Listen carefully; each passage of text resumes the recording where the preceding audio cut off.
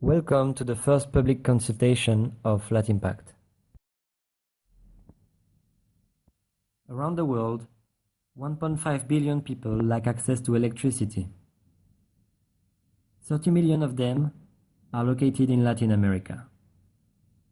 This is a strong barrier to development with negative impacts on wealth, education, health, and safety of the population concerned.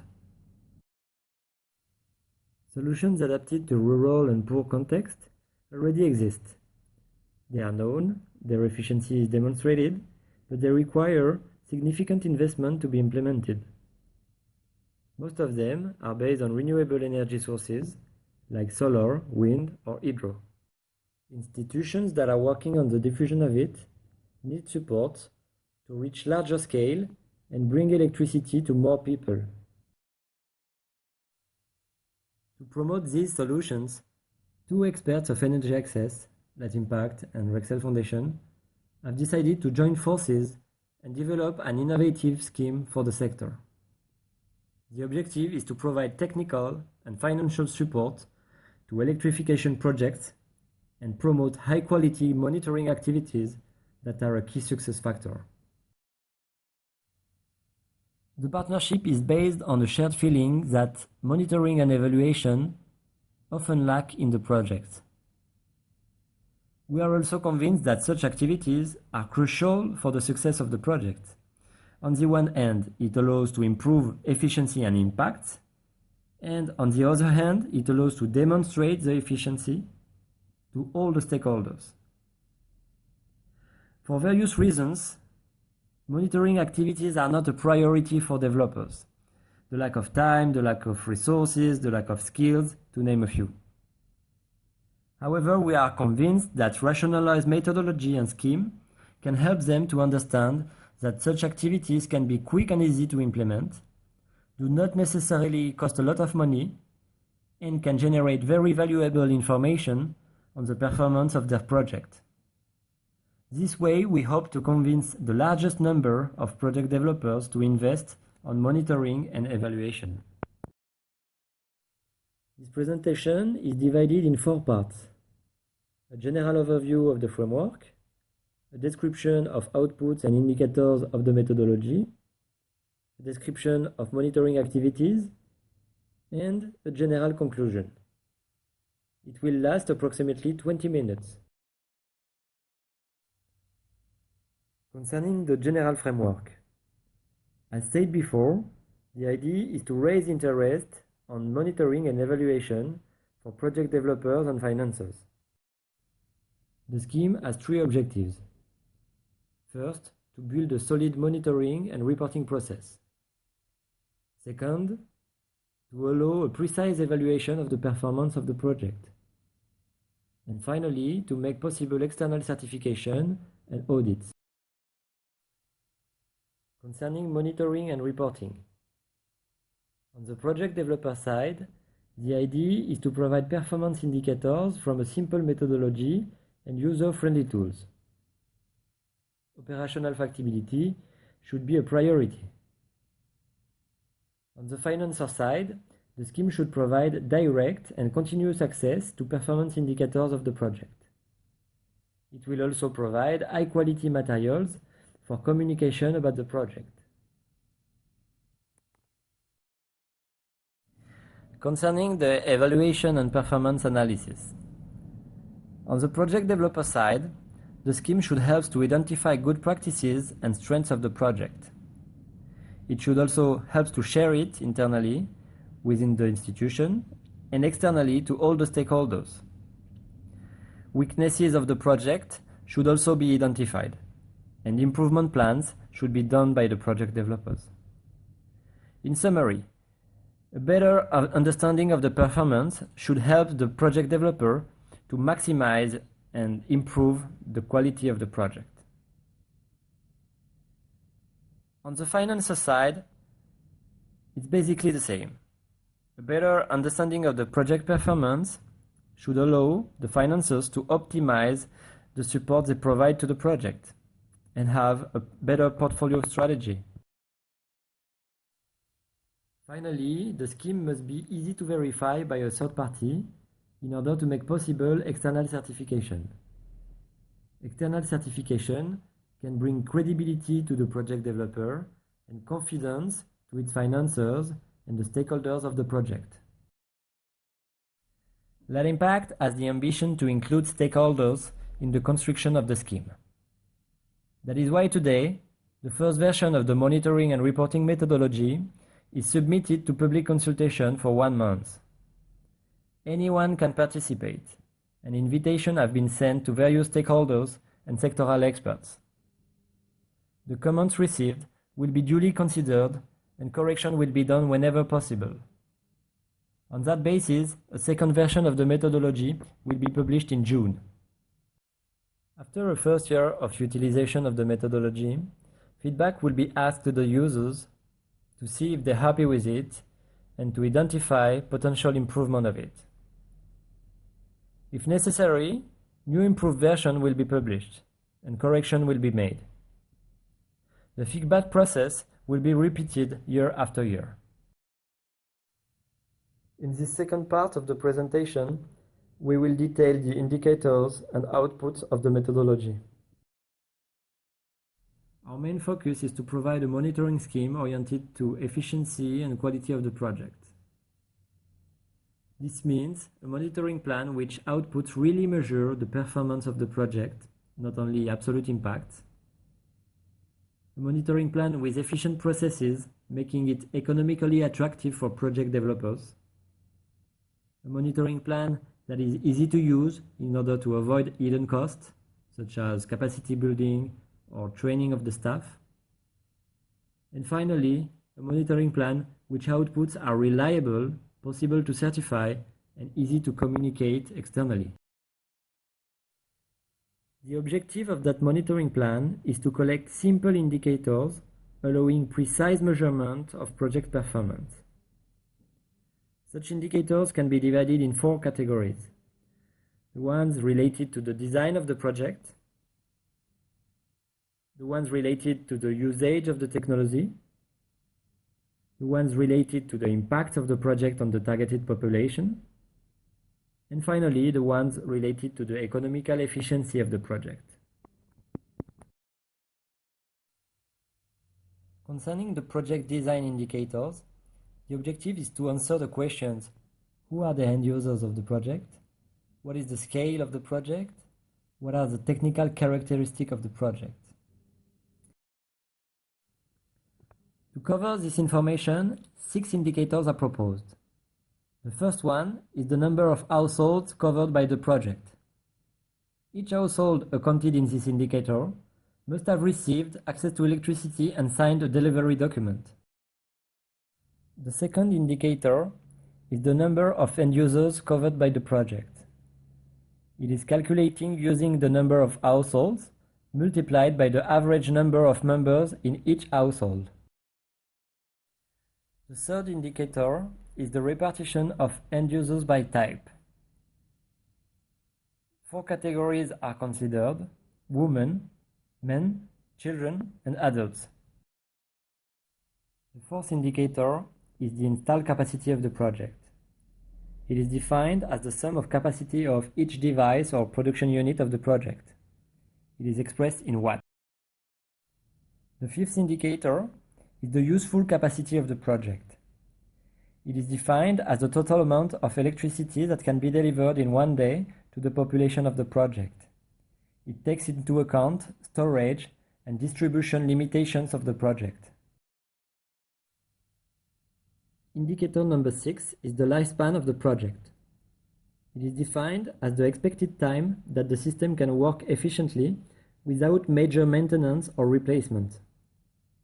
It is estimated from the data provided by the constructor.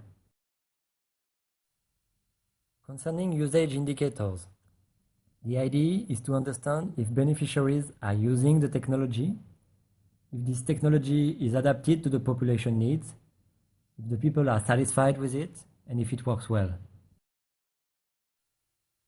5 indicators are proposed to follow that topic. The first one, indicator number 7, is the satisfaction rate. It is basically the percentage of end users declaring they are satisfied with the service. Indicator number 8 is the usage rate. It is the percentage of households using the electricity on a daily basis. Indicator number 9 is the capacity usage ratio. It is the percentage of useful capacity that is effectively consumed by the end users. Indicator 10 is called reasons for non-utilization. It is a qualitative indicator that splits the population of households that do not use the system by reasons: technical reasons, economical reasons, or practical reasons. And finally, indicator 11 is called continuity of service. It is defined as the percentage of end users declaring frequent cuts of the service. Concerning impact indicators, the idea is to measure how the project impacts targeted population and more generally the communities. It is a large topic and many indicators could be used. To keep it simple, let Impact propose 4 indicators. Indicator number 12 is the consumed electricity. It is defined as the average quantity of electricity consumed by one household in one day.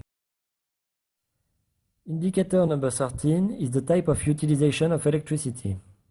It is defined as the split of electricity consumption by type of use, for example, lighting, cooking, productive activities, TV, radio, or charging phones. Indicator 14 is the type of utilization of light. Getting access to light at night can have various effects on the family. Light can be used for children education, homework, entertainment and family life, safety, indoor and outdoor, or just for having productive activity at night. This indicator provides a repartition for each type of utilization for the project population. Indicator 15 is called avoided carbon emissions. Electrification projects often replace a situation in which people use fossil energy sources with cleaner, renewable energy sources. Among the different positive impacts of such a switch, there is the decrease of greenhouse gases emissions and thus a positive effect on global warming. This indicator measures the tons of CO2 emissions that have been avoided since the project started. The calculation is based on the recognized methodology of the gold standard. Concerning indicators on the economical efficiency of the project, the idea is to know the full cost of the project, how it is financed, and how it will be sustainable in the long term. 8 indicators are proposed to follow that topic. The first one, indicator number 16, is the total cost of implementation. It is the sum of all costs necessary to implement the project and bring electricity access to the population targeted. If the implementation phase is not finished at the time of the reporting, it must be estimated from the budget forecast of the project developer. If the implementation phase is finished, it can be calculated using official accounting and actual costs. Indicator 17 is the total cost of operation. It is the sum of all the costs related to follow-up and monitoring activities engaged by the project developer after the implementation phase.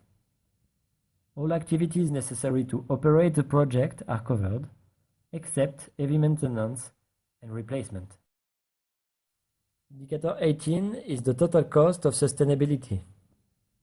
It is the cost of activities planned by the project developer to increase the lifespan of the project. This refers to replacement of the broken devices, spare parts, or heavy maintenance of the system. Indicator 19 is the average cost of the project. It is the average cost necessary to provide electricity access to one person during 1 year. It is the total cost of the project, including implementation and operation, divided by the number of end users, divided by the lifespan of the project. It is expressed in dollar per end user per year. Indicator 20 is the extended lifespan of the project. It is the lifespan expected to be reached thanks to maintenance and sustainability activities planned by the project developer. Indicator 21 is the average cost of sustainability. It is the average cost necessary to provide one additional year of electricity access to one person after the theoretical lifespan of the project. It is calculated from the total cost of sustainability divided by the number of end users divided by the number of additional years of lifespan that will generate the sustainability activities. Indicator 22 is the percentage of the project budget financed by philanthropic funds. It is measuring to what extent the project depends on philanthropic funds to exist. Finally, indicator 23 is the repartition of philanthropic funds by source. It can be private sector grants, international cooperation, multilateral development funds, or even national or local subventions. Next part of the presentation details the monitoring activities that are necessary to produce all the indicators described before. Monitoring activities are designed following the life cycle of the project. During the implementation phase, activities start with the baseline monitoring. At the beginning of each cycle of the management phase, a report on the project efficiency and sustainability is produced. After that, at the end of each cycle of the management phase, project monitoring is done, a complete reporting on the performance of the project is published and verified by a third party. Verification and audit activities will not be detailed in this presentation. But let's have a closer look to the three other monitoring activities of the scheme. First, the baseline monitoring is done once during the implementation of the project. It is a continuous work done with each end user during the installation of its device. A delivery act and a small questionnaire is filled for each end user. The information on each household is collected in a detailed list of beneficiaries.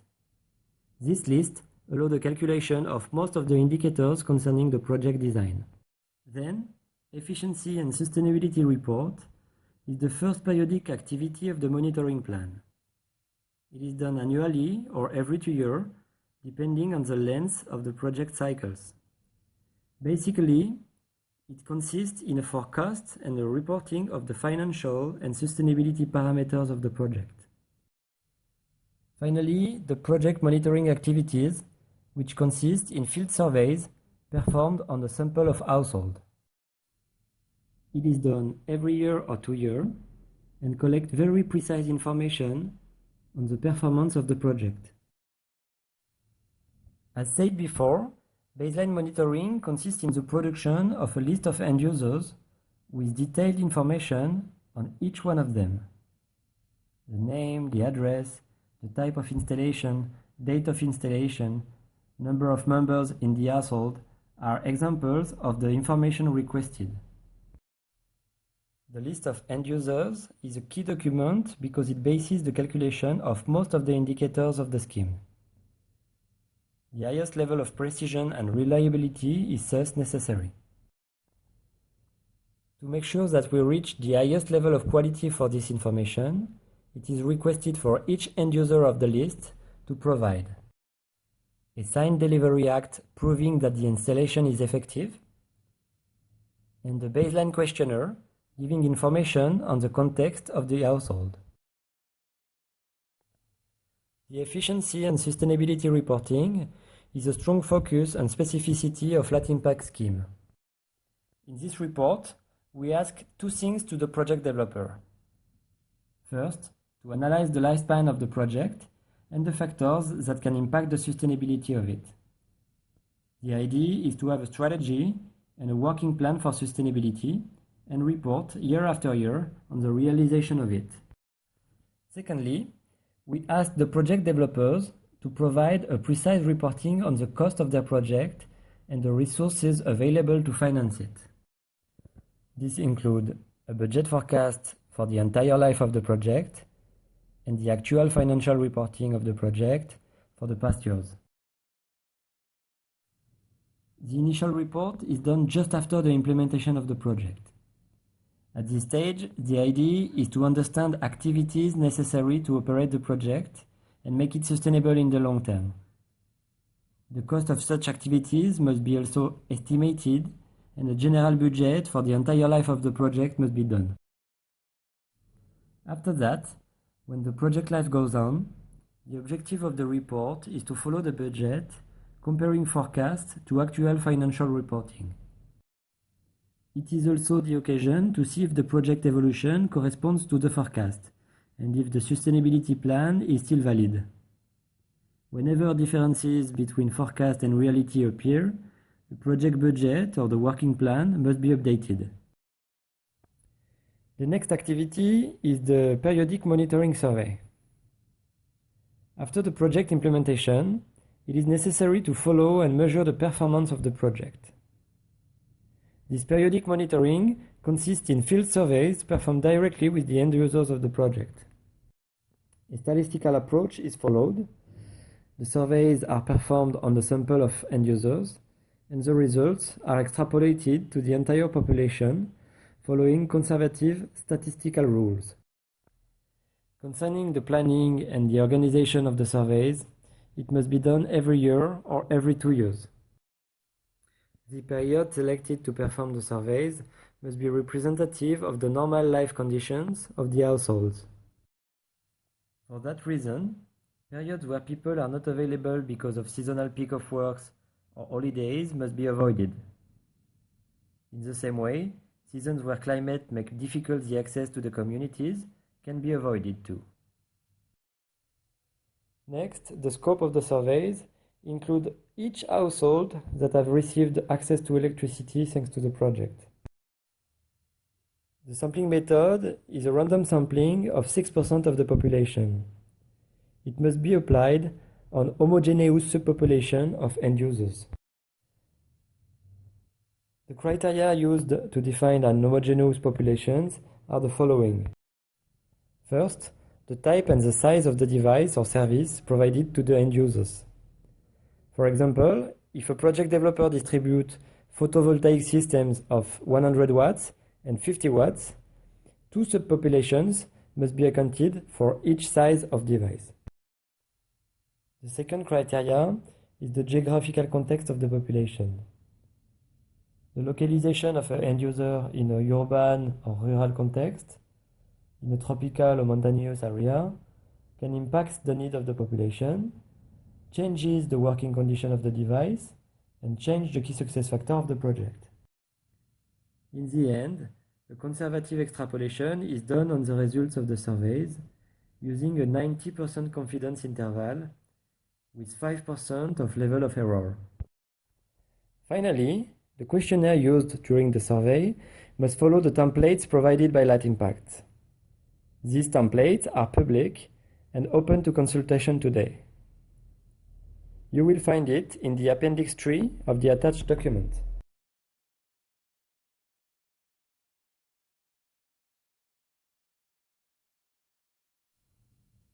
To conclude this presentation, we would like to remind that the scheme we developed can be used by any institution that develops electrification projects in poverty context.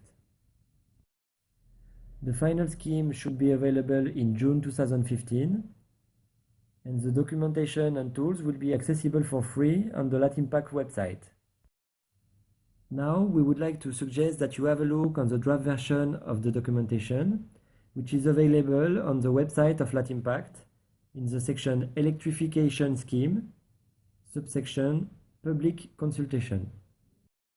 And finally, last but not least, we would like to collect your feedback on the scheme. Please click on the link below the title of this YouTube video and answer our questionnaire survey. It won't be long, and all the comments received can better the scheme and in the end help more people to exit energy poverty.